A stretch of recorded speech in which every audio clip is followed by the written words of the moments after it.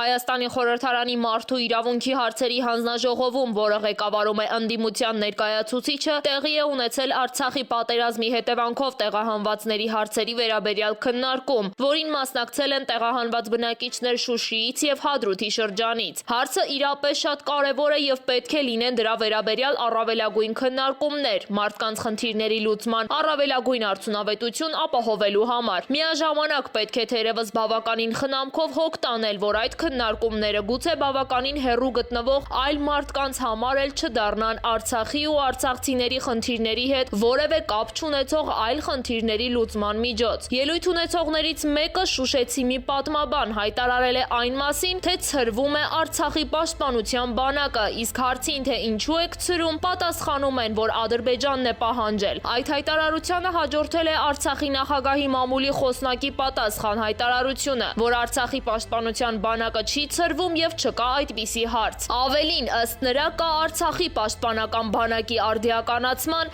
վերակազմավորման, վերազինման հարց, որպես Արցախի պաշտպանության եւ անվտանգության երաշխիք։ Առայժմ այսքանը։ Ինչ զարգացում կունենա թեման, միարժեք ասելը բավականին բարդ է, հատկապես նկատի ունենալով եւ այն հանգամանքը, որ Ադրբեջանը պարբերաբար դժգոհում է Արցախի սպառազինումից, այդ դժգոհությունը ներկայացնելով ընդհուպ Ռուսաստանին։ Ընդ որում Ռուսաստանի համար իրավիճակը այստեղ բավականին բազմիմաստ է։ Մոսկվան ներկայումս իր խաղաղապահ ռազմական կոնտինգենտով ապահովում է Արցախը ադրբեջանա-թուրքական նոր գրոհներից, բայց կարծես թե սկզբունքորեն չի խոչընդոտում պարբերական սադրանքներին կամ անկարող լինելու կամ տակտիկական նկատառումներով։ Բանն այն է, որ Ռուսաստանի համար չկա մոտիվացիա, որպեսզի Արցախում ձևավորվի պաշտպանական այնպիսի համակարգ, որը հասնի առավելագույն, ասպես ասած, ինքնուրույնության եւ այդպիսով նվազի ռուս խաղաղապահներից անմիջական անվտանգային կախվածությունը։ Միևնույն ժամանակ Ռուսաստանն իհարկե չի կարող ընդառաջել Ադրբեջանի պահանջին, հասնել Արցախի զինուժի լիկվիդացիայի, իսկ Ադրբեջանն ակնհայտորեն դնում է այդպիսի պահանջ, ընդ որում պետք չէ բացառել, որ ժամանակի ընթացքում Ադրբեջանի այդ պահանջը վերածվի պայմանի։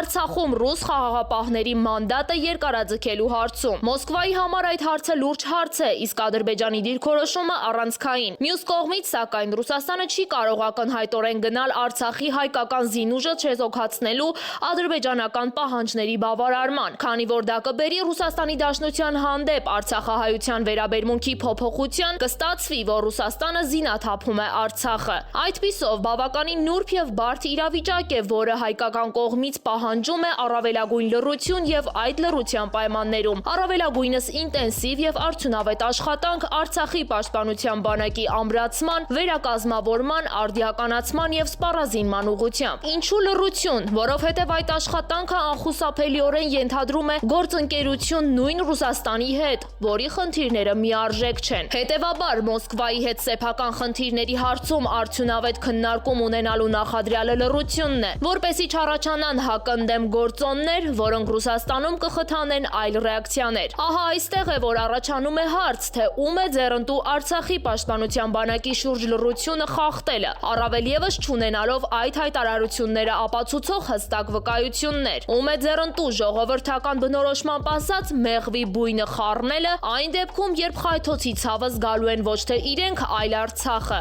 Ում է պետք այդ օրինակ աղմուկ խթանելով պատասխանատվությունը դնել հայկական կողմի վրա եւ փաստարկ դնել թե Բաքվի, թե Մոսկվայի ձեռքը։ Արցախի պաշտպանական համակարգի հարցում արգելակման ռեժիմ եւ միջավայր ձևավորելու ու այդ իրողության վրա պարզապես ռուս-ադրբեջանական քննարկումների հարմար միջավայր ստանալու նկատառումով։ Թերևս պետք է չափազանց ուշադիր լինել այդ թեմայի վերաբերյալ հրապարակային հայտարարություններ անելիս, եթե անգամ դրանք արվում են ամենաանկեղծ եւ անբասիր մտահոգությամբ։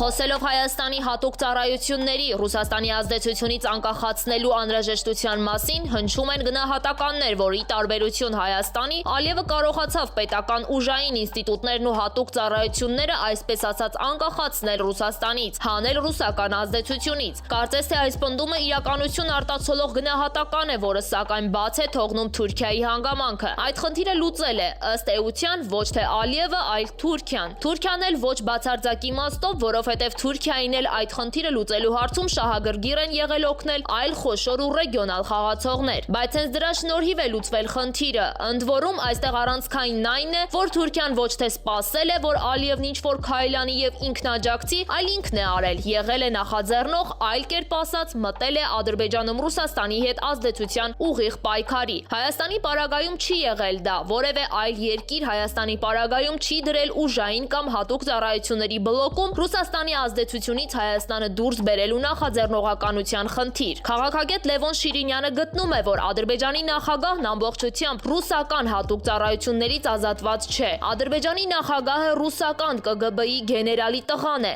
Երկրորդ, Ադրբեջանի նախագահն ի տարբերություն մերոնց, բացի Լևոն Տեր-Պետրոսյանից, այն երկուսը դպրոց չեն ավարտել։ Ալիևը սովորել ավարտել է ՄԳԻՄ-ն։ Այնտեղ մարդիկ բացառապես սովորել են սովետական ԿԳԲ-ի երաշխավորությամբ։ Ալիևն իր երկրի որոշ հատվածի պաշտոնյաների տեղավորում էր ռուսական գաղտնի ծառայություններում ու ռազմական ակադեմիաներում։ Այս ընդհանրության մեջ ուզում եմ ասել, որ ոչ Ալիևը կարող էր ազատվել ռուսական ծառայություններից, ոչ մերոնք։ Ցավն այն է, որ ադրբեջանցիք հարկադրանքով են դառնում ռուսական գործակալ, իսկ մերոնք իրենց կամքով։ Ռուսաստանը որպես պետություն 1921 թվականից Մոսկվայի դաշնագրով հակահայ է, իսկ հայերն իրենց կամքով դառնում են ռուսական լրտես։ Խադարկովսկին ցուցակ տպեց, ասաց, որ Հայաստանը հեշտ կառավարելի է, բոլոր հիմնարկներում վխտում են ռուսական հատուկ ծառայությունները։ Մարդիկ այստեղ լոպազանում էին մինչդեռ, իսկ մենք գաղտնի ծառայությունների ազդեցությունը հզոր ձևով տեսանք ջրականի ուղղությամբ պաշտպանության ժամանակ, երբ մեր բանակի որոշ գեներալներ ջախջախել տվեցին, սպանդանոցի վերածեցին, որպեսզի Ռուսաստանը կարողանա Հայաստանի բանակը պարտության մատնի ու ինքը տեղավորվի Ստեփանակերտում։ Շիրինյանի դիտարկմամբ Ադրբեջանի ու Ռուսաստանի ջրերն այժմ մի առվով են հոսում եւ մենք պետք է դրանից հետեւություն անենք։ Ռուսաստանը Հայաստանի պսևդո դաշնակիցն է, իսկ դա չհասկանալը մեր ողբերգությունն է։ Պարզ է, որ Ռուսաստանը Թուրքիայի հետ ցեղասպանություն իրականացնող երկրորդ պետությունն է։ Նայենք Էստոնիայի, Լատվիայի օրինակը։ Մեկը սովետական բանակի հուշաքարին կպնի,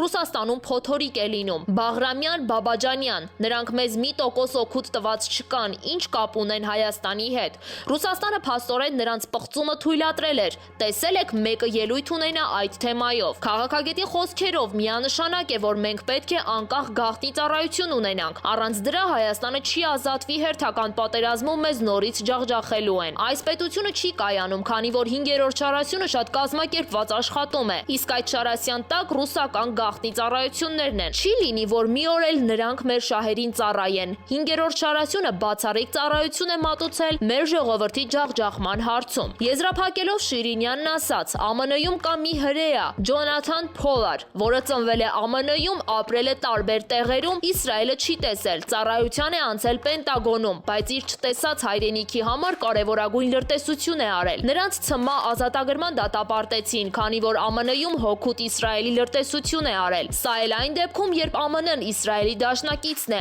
այն էլ ավելի հզոր դաշնակից, քան Ռուսաստանն է մեզ համար։ Նաթանյահուն ամեն ինչ արեց, որ Ջոնաթանին տանի Իսրայել, տարել է։ Համբիկ Սասունյանն արդար գործի համար ԱՄՆ-ի բանտում է։ Հայաստանի Հանրապետության որ իշխանությունը նրա տեղը գիտի։ Եվ երկրորդ, Ռուսաստանում կա մի հայ, որը որոշակի օգնություն է ցուցաբերում Հայաստանին, ել չեմ ասում լրտեսության մասին, որովհետև եթե գործը դրան հասնի, Ռուսաստանի համար կդառնա Շտրիլից։